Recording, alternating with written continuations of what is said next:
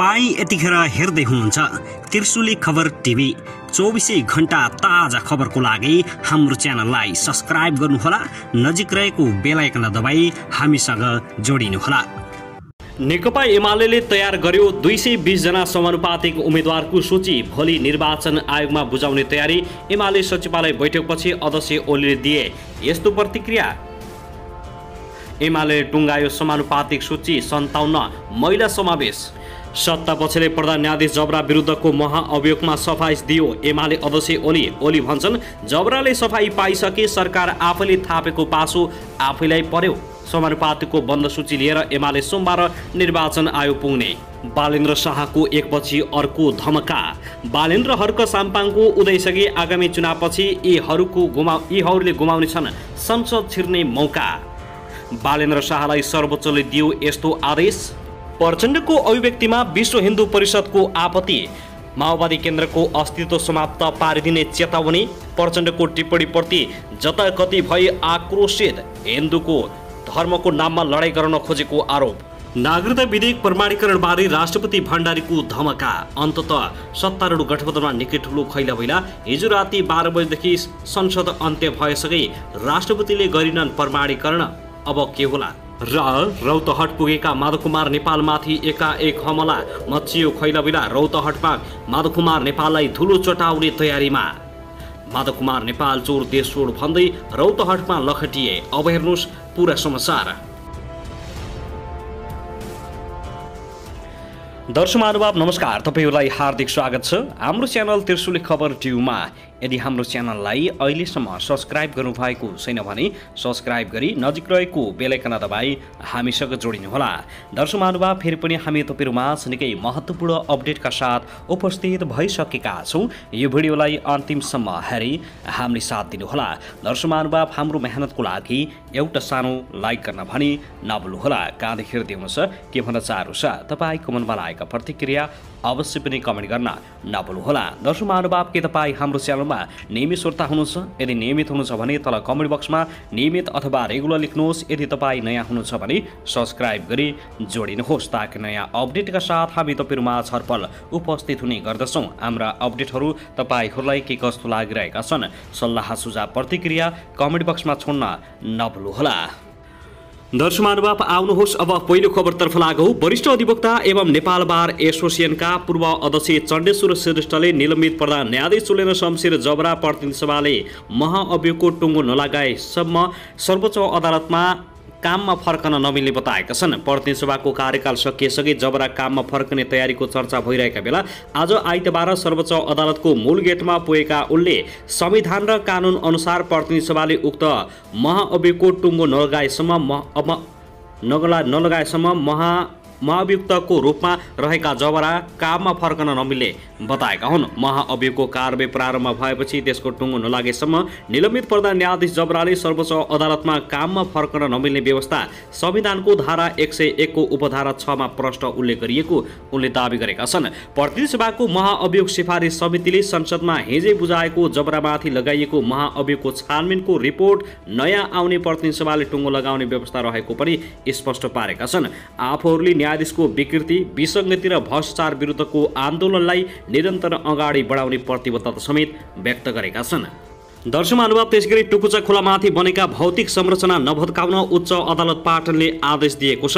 काठमाडौँ महानगरपालिकाले टुकुचा खोला मिचेर निर्माण गरेका संरचना डोजर लगाएर भत्काउन लागेपछि प्रेसिडेन्ट ट्राभल्स एन्ड टुर्स प्रणालीको तर्फबाट भोला विक्रम थापा समेतले जारी गरेको रिटमा उच्च अदालतले अन्तर्कालीन आदेश जारी गरेको हो। उच्च अदालत पाटनका न्यायाधीश दिपेन्द्र बहादुर बमको एकल इजलासले उक्त आदेश जारी गरेको उच्च अदालत पाटनका रजिस्ट्रार ठगेन्द्र कटेलले जानकारी दिएका छन्। अदालतले रिट दायरकर्ता र विपक्षी महानगरपालिकालाई छलफलका लागि असोज 5 मा झिकाएको छ। टुकुचा मिचेर निर्माण गरेका कमल पोखरी स्थित लक्ष्मी बैंक, जय नेपाल सिनेमा हल लगायतमा डोजर चलेको थियो। ती संरचनाभित्र टुकुचा खोला भेटिएपछि काठमाडौँका बासिन्दाहरू चकित भएका छन् र त्यहाँका संरचना तुरुन्तै भत्काउनु पर्ने त्यहाँका स्थानीयहरूको माग छ र महानगरले पनि त्यही अनुसार काम अगाडि बढाएपछि अदालतले यस्तो आदेश जारी गरेको हो। दर्शकमानुभाव त्यसगरी नेकपा एमालेको केन्द्रीय सचिवालय बैठक बालकोटमा जारी छ। यो बैठकले आगामी 4 मङ्सिरमा हुने प्रतिनिधि सभा तथा प्रदेश सभा निर्वाचनका लागि समानुपातिक उम्मेद्वारको सूची टुङ्गाउने भएको छ। नेकपा एमाले प्रचार विभागका प्रमुख पृथ्वी सुब्बा गुरुङले निर्वाचन आयोगको निर्देशन अनुसार समानुपातिक उम्मेद्वार छनौटका आधारबारे जानकारी गराइएको र आज संघीयतर्फ 110 र प्रदेशतर्फ 220 उम्मेद्वार टुङ्गाइने बताएका छन्। आज र भोलि राजनीतिक दलहरूले समानुपातिक निर्वाचन प्रणालीतर्फ उम्मेद्वारको बन्द सूची पेश गर्नुपर्ने कार्यतालिका निर्वाचन आएको छ। एमाले भोलि समानुपातिकको नाम लिएर आयोग जाने बताएको छ भने एमाले सचिवालयको बैठकबाट नामहरू टुङ्गाउन लागेको भए पनि समानुपातिकको नाम छनौटमा महासचिव शङ्कर पोखरेल र उपमहासचिव विष्णु रिमाल हावी भएका छन्। जिल्लाबाट आएको नामहरूलाई सर्ट लिस्ट गरी महासचिव पोखरेल र उपमहासचिव रिमालले टुङ्ग्याउन लागेका हुन्। स्रोतले भन्यो समानुपातिक तर्फबाट जिल्लाबाट आएका नामहरू हेरेर अध्यक्ष केपी शर्मा ओली सहितले त्यसलाई टुङ्गाउने र त्यसलाई सचिवालय बैठकले अन्तिम रूप दिए निर्वाचनमा जान आयोगलाई बुझाउने एमाले नेताहरूको दाबीमा शङ्कर पोखरेल हावी भएपछि कतिपय नेताहरूले भने समानुपातिकको नाम काटिने अवस्था आएको स्रोतले बताएका छन्। समानुपातिकको सूची पोखरेल र रिमालले लगभग टुङ्गो लगाइसकेको पोखरेल निकट स्रोतले जनाएको छ। अहिले नेकपा एमाले भित्र रहेका केही नेताहरू समानुपातिकको सूचीलाई अन्तिम रूप दिन व्यस्त रहेका छन्। उनीहरूले तयार गरेको सूची नै अन्तिम हुने बताइएको छ। दर्शकमानुभाव त्यसगरी प्रतिनिधि सभाको कार्यकाल हिजो शनिबार राति 12 बजेदेखि सकिएको छ।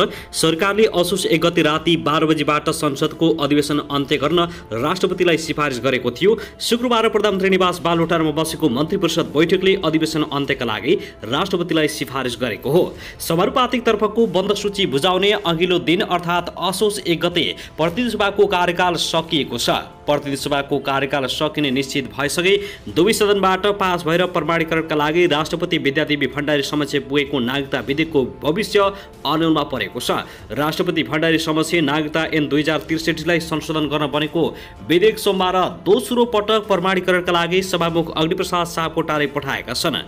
संविधान अनुसार दोस्रो पटक पठाएको विधेयक राष्ट्रपति भण्डारीले 15 दिनभित्र प्रमाणीकरण गर्नुपर्ने हुन्छ। त्यो 15 दिनको समय सीमा असोज 4 गते सकिन्छ भने 31 भदौ शुक्रबार साँझसम्म राष्ट्रपतिले विधेयक प्रमाणीकरण नगरेपछि आम चासो रहेको थियो र आजसम्म पनि उनले नागरिकता विधेयक प्रमाणीकरण नगर्दा राजनीतिक दलमा खैलाबैला मच्चाएको छ। प्रतिनिधि सभाको म्याद असोज 1 गते नै सकिएपछि नागरिकता विधेयकको भविष्य के हुने हो भन्ने अनिलो सिर्जना हुन थालेको छ। विधेयकको भविष्य के हुने हो भन्नेमा संवैधानिक कानुनका जानकारहरू पनि आफ्नै तर्क देखाउन थालेका छन्। संवैधानिक कानुनका जानकारहरू पनि विधेयकको भविष्यका बारेमा विभाजित भएपछि थप अनिलो सिर्जना भएको छ। सरकारले नागरिकता विधेयकलाई ऐनको रूप दिनका लागि गरेका प्रयासहरूले मूर्त रूप पाउन नसकेपछि प्रतिनिधि सभाको चालु अधिवेशन अन्त्य गर्न लागेको हो। संसदको कार्यकाल बढाउन सरकारले रहेको विधेयक संसदमा पेश भएको थियो तर सर्वत्र विरोध भएपछि विधेयक फिर्ता लियो। अब निर्वाचन आचार संहिता र अघिल्लो पटकको अभ्यास अनुसार मनोनयनको अघिल्लो दिनसम्म मात्रै प्रतिनिधि सभाको कार्यकाल रहन्छ। निर्वाचन आयोगले असोज 2 र 3 गतेका लागि समानुपातिक तर्फको बन्द सूची बुझाउने भएकाले प्रतिनिधि सभाको कार्यकाल असोज 1 गतेसम्म मात्रै थियो। त्यति मात्रै होइन, सरकारले नागरिकता विधेयकलाई ऐनको स्वरूप दिनका लागि निर्वाचन आयोगलाई समानुपातिकको बन्द सूची बनाउने मिति 2-4 दिन सार्नका लागि आग्रह गरेको थियो तर निर्वाचन आयोगले सरकारको सो आग्रहलाई पनि अस्वीकार गरेपछि राष्ट्रपतिलाई दबाब दिन थालिएको हो। दर्शकमानुभाव त्यसैगरी संविधान दिवसको अवसरमा नेकपा एमाले हिजो शनिबार पदयात्रा वाकथन गरेर 2वटा सन्देश दिन खोजेको छ। पहिलो 2072 को संविधानप्रति उसको प्रतिबद्धतामा कुनै कमी छैन। दोस्रो शक्ति प्रदर्शन सहित चुनावी तयारीको सुरुवात। संविधानप्रति प्रतिबद्धता जनाइरहँदा एमाले आफ्नै नेतृत्वको सरकारले संविधान मिचेर 2 पटकसम्म संसद विघटन गर्नुको औचित्य पुष्टि गर्न सकेको छैन। त्यसबाहेक संविधानको सर्वोच्चतालाई चुनौती दिएको र राजनीतिक अस्थिरताको सुरुवात गरेको आरोप नेकपा एमाले अध्यक्ष केपी शर्मा ओलीमाथि लाग्दै आएको छ। बानेश्वर, मैतीदेवी, लैनचौर, कालीमाटी र ललितपुरको कोपनडोलबाट निस्केको पदयात्राको नेतृत्व एमाले अध्यक्ष ओली, वरिष्ठ उपाध्यक्ष ईश्वर पोखरेल, महासचिव शङ्कर पोखरेल लगायत शीर्ष नेताले गरेका गरेका थिए। नेकपा एमाले पदयात्रा गरेकै दिन उसको संविधानप्रतिको निष्ठालाई लिएर बानेश्वर स्थित संसद भवनमा पनि प्रश्न उठेको छ। प्रतिनिधि सभाको अन्तिम बैठकलाई सम्बोधन गर्दै प्रधानमन्त्री शेरबहादुर देउवा र माओवादी अध्यक्ष पुष्पकमल दाहालले संसद विघटन गर्ने ओलीको कदमलाई प्रतिगमन भने जवाफमा ओलीले परमादेशबाट सरकार बनाउनु प्रतिगमन भएको भन्दै आफ्नो बचाउ गरेका छन्। संविधानबाट पाएको संविधानको रक्षा गर्न पदयात्रा गरिएको एमाले नेताहरूको दाबी भए पनि संविधानप्रति नेकपा एमालेको इमान्दारितामाथि प्रश्न कायमै छ। उपाध्यक्ष सुभाष नेङमाङ एमाले संविधानको कार्यान्वयनमा इमान्दार रहेकाले प्रष्टीकरण र प्रमाण पेश गरिरहन नपर्ने तर्क गर्छन्। निरन्तर रूपमा संविधानको कार्यान्वयन गर्ने बलियो बनाउने पक्षमा लडिरहेको शक्ति भएकाले हामीले कुनै प्रमाण दिइराख्नु पर्दैन। उनले भने असोज 3 आयो, इमान्दारितापूर्वक संविधान दिवसको सन्दर्भमा नयाँ कार्यक्रम गरौँ भनेर लागेको हो। नेमाङले तर्क गरे पनि एमाले नेतृत्वमाथि संविधानमाथि बलमिचाइ गरेको गम्भीर आरोप मेटिएको छैन। किनभने झण्डै 2/3 सरकार भएकै बेला ओलीले 2077 पुस 5 मा प्रतिनिधि सभा विघटन गरिदिए। त्यसबाहेक संविधानको सर्वोच्चतालाई चुनौती दिएको र राजनीतिक अस्थिरताको सुरुवात गरेको पनि ओलीमाथि आरोप लाग्दै आएको छ।